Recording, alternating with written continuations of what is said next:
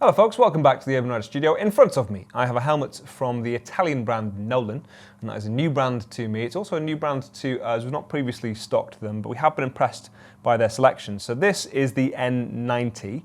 We also have another of their helmets, the N100, which is a bit more comparable to this. We've got some open face options from them as well. Quite a range of helmets if you are looking. And you can find links to any of them in the description down below. For their modular options, the N90 or the N100, they are similar in terms of their features.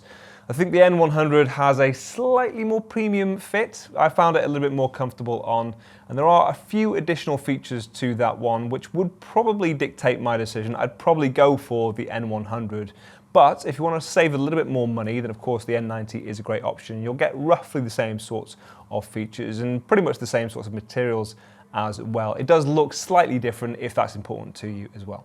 Now, what price is concerned, these come in with a starting price of around £250, which is quite impressive. I think they've pitched themselves at a real sweet spot. They've got the same sorts of features as more premium helmets, but they're around half the price. So if you think of things like the Shoei Neotech, for example, or the Schuberth C5, both of which we stock, the NOLAN has roughly the same sorts of features.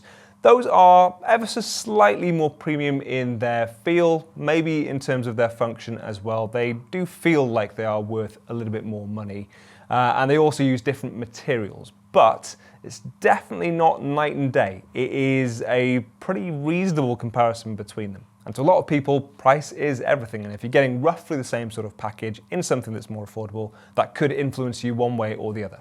So why might you want a modular helmet if you are a little bit older, a little bit more mature, let's put it that way. If you're a bit more mature, a bit more experienced maybe even on the bike, and there are certain frustrations that you're like, it's not that bad, but then, you know, when you try the conveniences of a modular helmet or a flip-up helmet, you might never want to go back. So with something like this, firstly, if you wear glasses, it's really, really easy to put your glasses on whilst you're wearing something like this. They also close in more tightly around your neck, so they can be a little quieter than some other full-face helmets. And on a hot day, you can ride with them in the open position, and it is legally safe to do so. This, of course, passes ECE 2206 safety standards in both the open or closed position. You can lock it in place if you do open it. Now, one of the areas that some of their competition may have the edge is to do with the outer shell material. So this uses a polycarbonate outer shell. Polycarbonate is more affordable to make. So the helmets obviously generally come in at a lower price, but it is slightly heavier as a rule in terms of the helmets they make, although again, this is a modular helmet. So with a modular helmet, they're generally a little bit heavier anyway because there's a little bit more going on. There's more componentry to them. In case you're wondering, this is listed at around 1,630 grams. It's probably around 1,700 grams in all honesty. Not too heavy, and especially in the category that it plays in, but more heavy, more weighty, if you like, than a full face helmet without that flip-up function. They offer a variety of different color options, all of them pretty simple and clean looking, not too distracting. And I think because of that, they will probably look better for longer. They won't look so dated as some of the more extreme graphic choices that you can find on some helmets. They make it in two different shell sizes, depending on the size that you go for. That might mean that it looks a little bit bigger than some of its competition, although it's a relatively slimline helmet. Now bear in mind as well that it's got an internal drop-down visor. That often makes helmets a little bit bigger.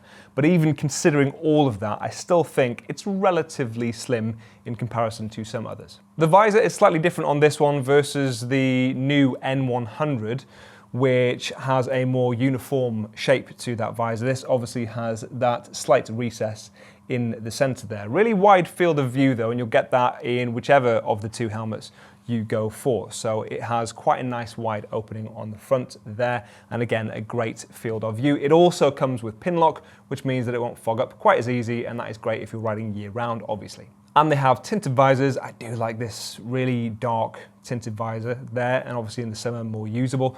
What I will say is I found it a little bit fiddly to change. And that's only a problem if you change visors regularly. If, like me, you tend to just change it for the summer and then use that and then change it back for the winter and cry a little bit, then of course you only have to do that twice a year. But, like I say, a little bit more fiddly than some others.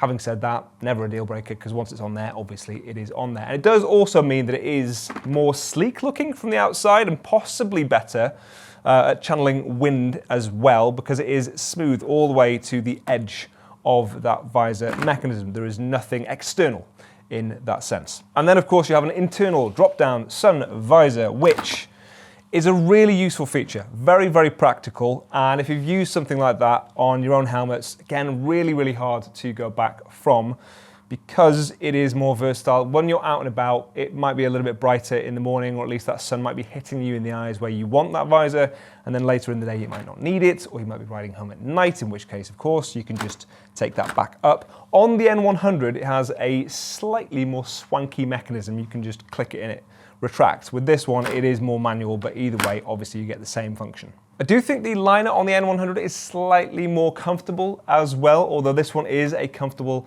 internal liner anyway, and you can remove the cheek pieces if you need. And it's got pockets for an intercom system. They have their own intercom system, the NCOM system, I believe it's called. It is.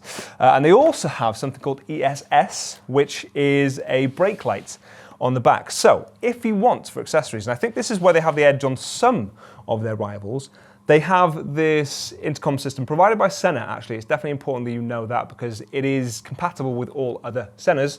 It's also mesh, which means that it's a more robust connection, and it's what I like to see. If I'm buying an intercom system, I generally want it to be mesh, because it is much easier to get on with. So being Sena, it is obviously a really, really premium product that you can attach to this, and it integrates into the shell, which is great, because it means the battery also can be integrated there. And like I say, it has, although I've not used it myself, that possibility of an automatic brake light to the back of your head. Quite fancy, I've seen them around.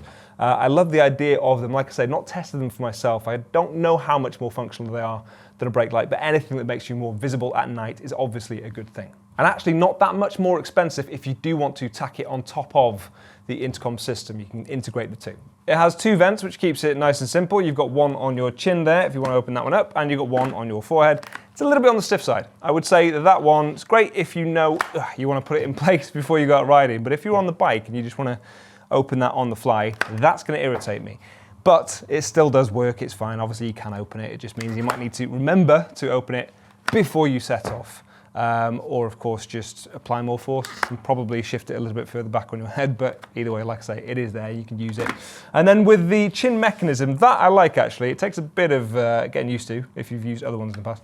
You pull this red tab on the bottom, that presents this to you, and then you just pinch the two together and you can slide it up like so. And obviously to get it on, you would need to open it in the first place. You've also got a lock on this side. You can lock that in place so it is locked in the up position, or of course unlock it if you want to close it again. Fit-wise, it is a universal fit. It is an intermediate oval. You've got a ratchet strap on the bottom as opposed to a double D-ring closure, which personally I prefer, but either way, it is fine.